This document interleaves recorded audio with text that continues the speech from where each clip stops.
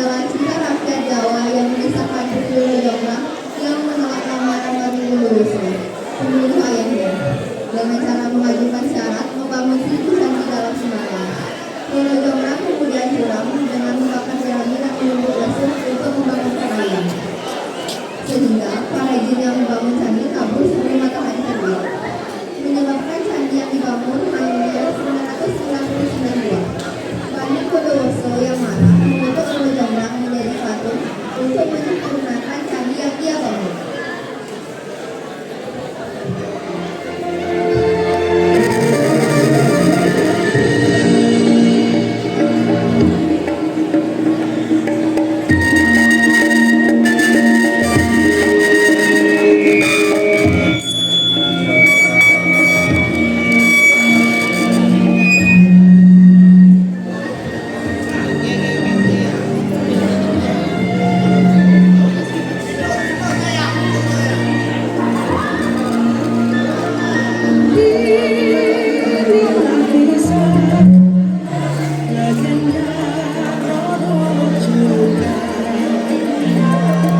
Sebuah cerita dari tanah Jawa,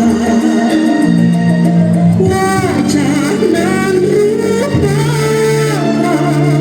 bagaikan bintang, senyumnya menawan orang Rojonggrang.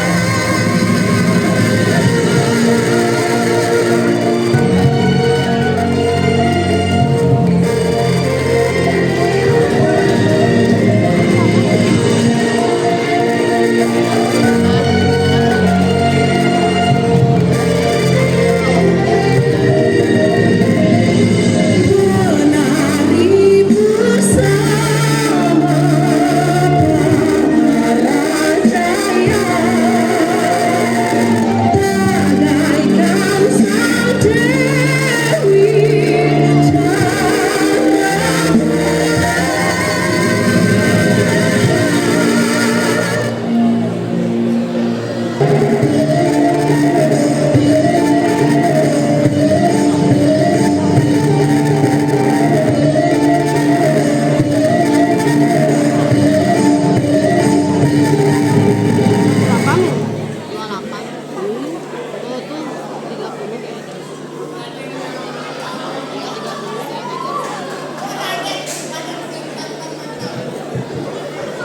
Sebuah legenda yang telah berkembang pesat di daerah Candi Prambanan yang masih ada dipercaya oleh masyarakat sekitar.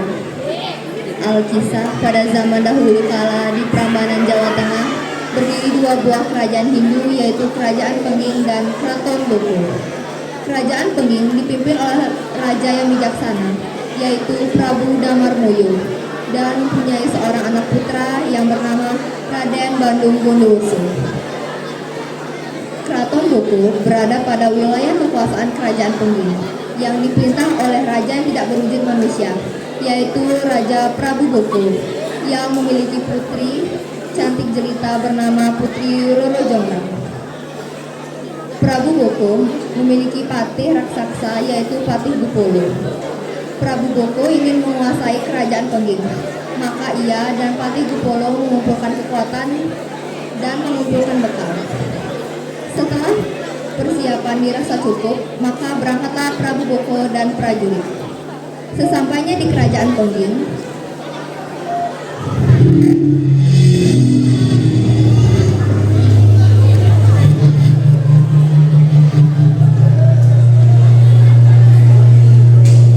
sopan tenang, kemarin kami dari Kerajaan Pengging ingin merebut kekuasaan kerajaan ini.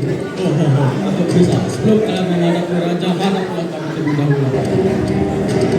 Apa salah kami sehingga kalian ingin merebut kekuasaan kerajaan ini? Sudahlah raja, kita serang saja mereka.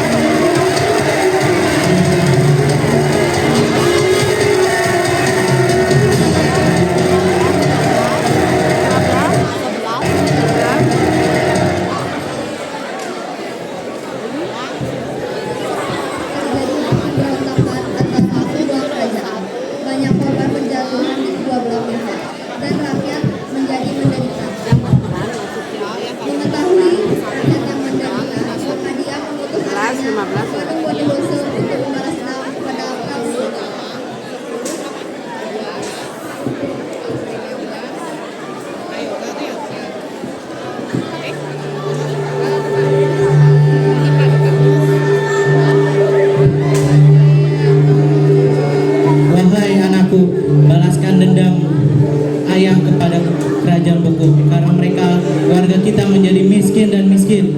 Baiklah yang akan saya lakukan.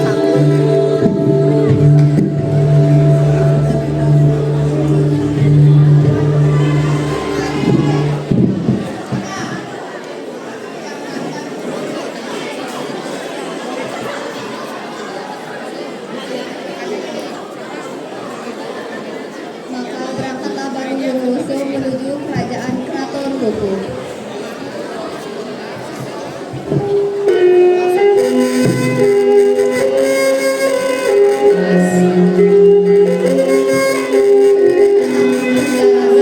Bandung Bondowoso bertemu dengan Patih Kupolo dan Prabu Boko.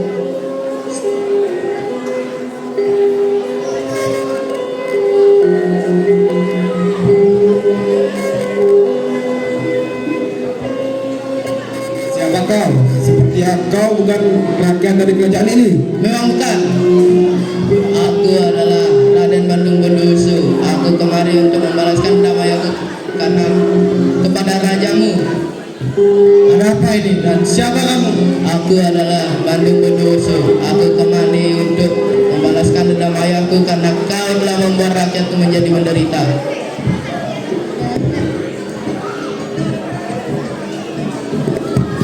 Dan terjadilah perang yang sangat sengit antara Bandung Bondowoso melawan Prabu Boko.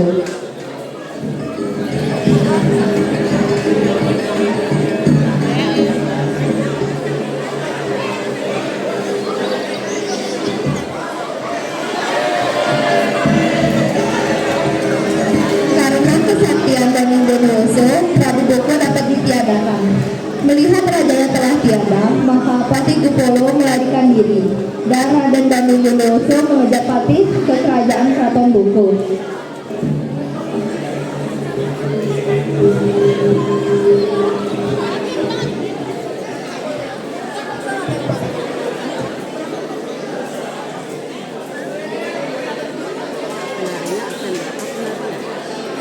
Penarinya jam berapa? Mana? Penari tadi penari. Jangan sih dulu. Ya. Sen.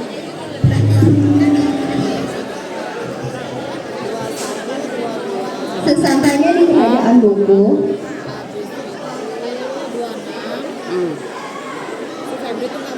Enggak bisa. Baru 3.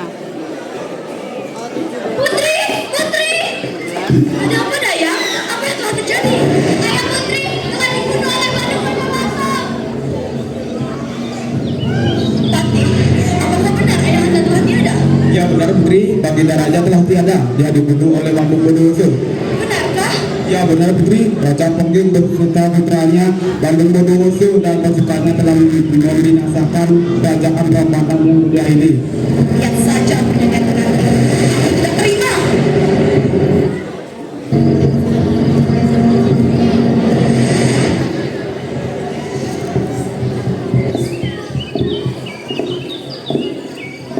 Di tengah-tengah percakapan antara Roro Jonggrang dan Dayang, tiba-tiba masuklah seorang pemuda bernama Bandung Bondowoso di Keraton Boko. Ketika sampai di keraton, maka terkejutlah ia melihat putri yang sangat cantik jelita.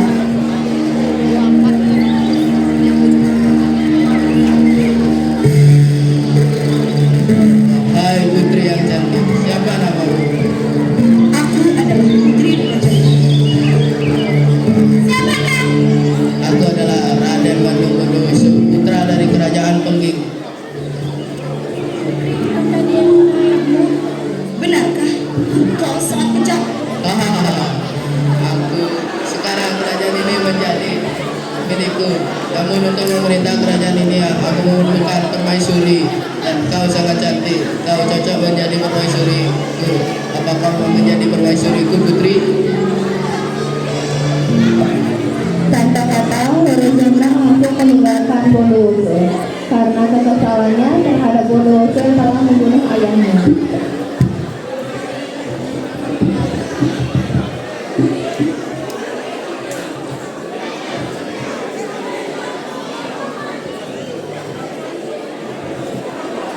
Semakin lama Bondowoso tinggal di kerajaan Prambanan, ia semakin terpesona dengan kecantikan Roro Jonggrang. Tapi Tapi di sisi lain, Roro Jonggrang masih terpukul akan peperangan yang membuat ayahnya meninggal karena dibunuh.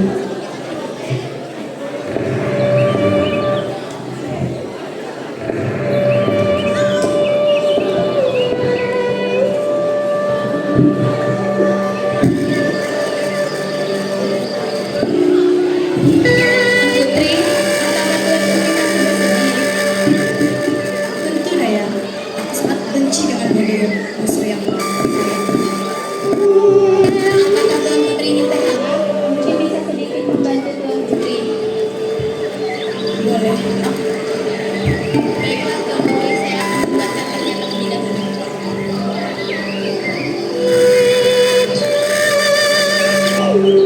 Dayang pun pergi ke dapur istana untuk membuatkan teh. Saat sedang mengaduk teh, Bandung Bondowoso datang menghampiri Roro Jonggrang.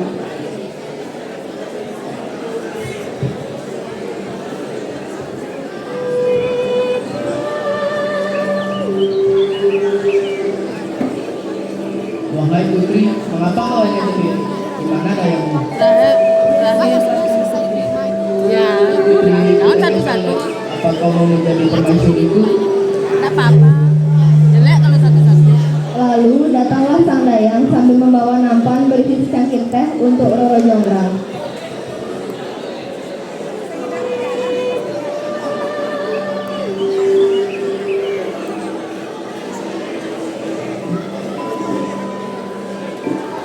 Saya.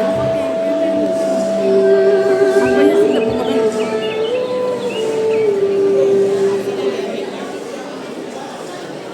Kira-kira syarat apa yang harus dilakukan? Putri kan Bagaimana putri? Apa kau mau menjadi permaisuriku? baiklah, aku mau. Tapi ada syarat yang harus kupenuhi terlebih dahulu. Syarat apa putri? Kau harus membuatkan kesibukan dan sia-sia. Dan itu harus selesai sebelum matahari terbit. Baiklah, apapun akan kulakukan padamu. Aku terima persyaratan itu. Setelah menyetujui persyaratan yang diberikan oleh Roro Jonggrang, Bandung Bondowoso segera menghampiri ayahnya di ruangannya.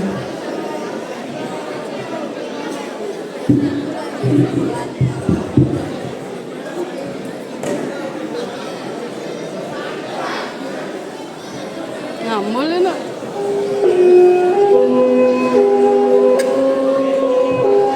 Sang ayah memiliki kekuatan magis dan untuk memanggil jin. Bondowoso akan meminta bantuannya untuk memanggil jin-jin agar membantu memenuhi persyaratan yang diberikan oleh Roro Jonggrang. Wahai Gusti, apa kau bisa membantuku? Bantuan apa? Tolong panggilkan aku beberapa jin Apa jin-jin itu? untuk membantuku membangun seribu candi dan gas sumur. Baiklah, akan ayah bantu panggilkan.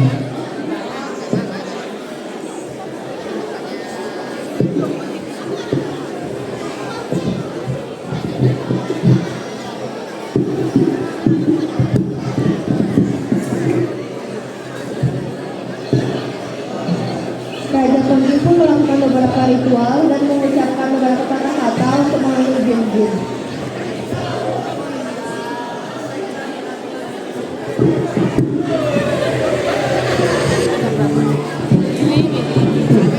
Apa bisa membantuku? Apakah itu suatu permintaan? Ya, tolong bantu aku membangun seribu candi dan dua sumur dalam waktu semalam sebelum matahari terbit. Wani Piro. Aku yakin dengan permintaanku, Jin. Baiklah, akan kulaksanakan.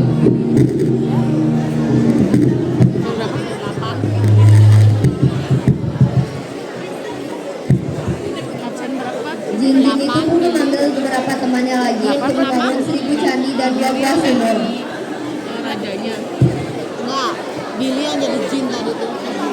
Yang jadi raja yang mana nih? Yang Bondowoso tuh bapaknya. Yang Bondowoso si Alvaro. Bapaknya Alvaro. Yang Jin-jin itu melakukan pekerjaan dengan sangat cepat hingga tengah malam sudah setengah jumlah candi yang sudah selesai. Dayang yang mengetahui pembuatan candi hampir selesai segera melaporkan kepada Roro Jonggrang.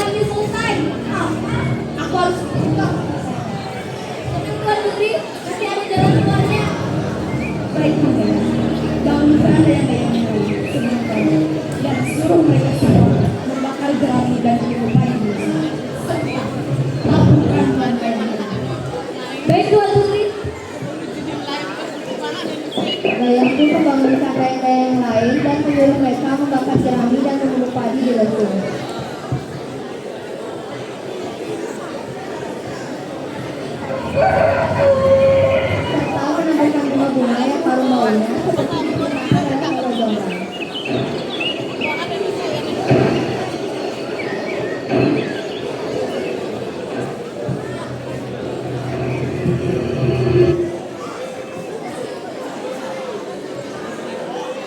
yang jantan pun berbunyi.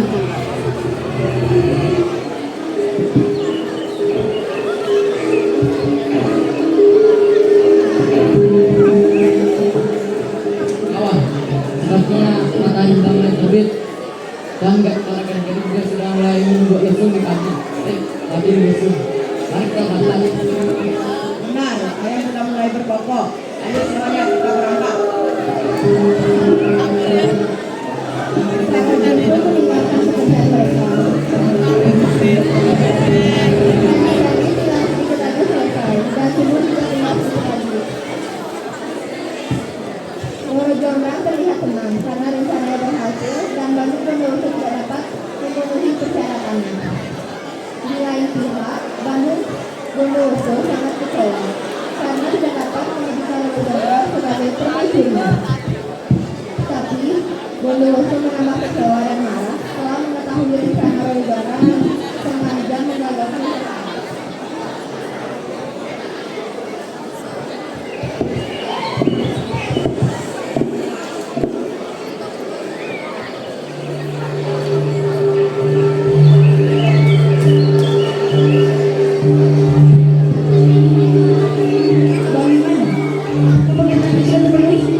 Wahai Roro Jonggrang, mengapa kau sangat licik? Kau telah menggagalkan usahaku membangun 1.000 candi dan 2 dan hanya tinggal kurang 1 candi lagi karena kelicikanmu dan dayang-dayangmu. Jadilah kau sebagai arca pada candi terakhir dan dayang-dayangmu tidak akan menikah sehingga mereka tua.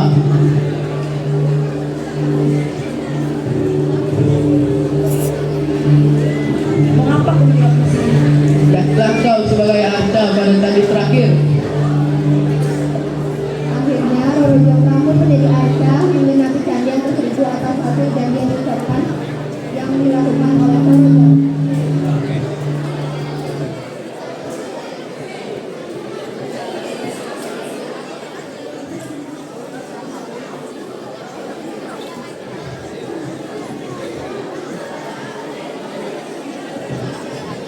Pesan moral dari cerita Roro Jonggrang adalah tentang pentingnya kejujuran dan menghindari tipu daya.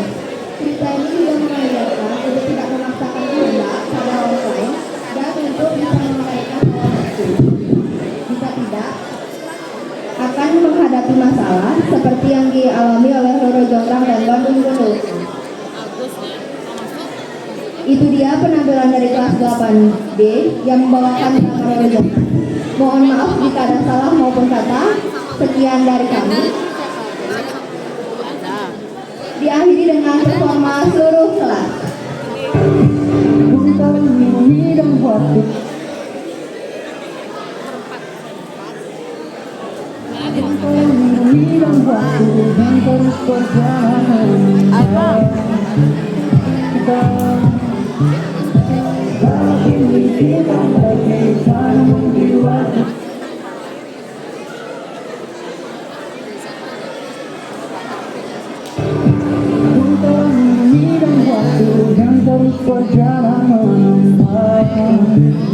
Kita